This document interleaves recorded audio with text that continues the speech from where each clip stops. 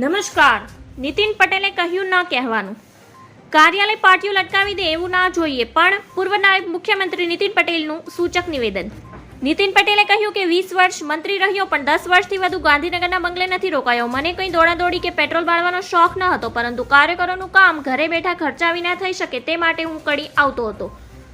રાજ્યના પૂર્વ નાયબ મુખ્યમંત્રી નીતિન પટેલે કડીમાં સૂચક નિવેદન આપ્યું છે. મહેસાણાના કડીમાં ભાજપના મધ્યસ્થ કાર્યાલયના શુભારંભ પ્રસંગે નીતિન પટેલે નિવેદન આપ્યું કે મુસલમાન ન હોય તે ભલે વોટ ન આપે, પણ મારા ઘરે ચા પીધા વગર ના જાય. હું 20 વર્ષ મંત્રી રહ્યો પણ ગાંધીનગરના બંગલે નથી રહ્યો. કડીથી અપડાઉન કરતો હતો.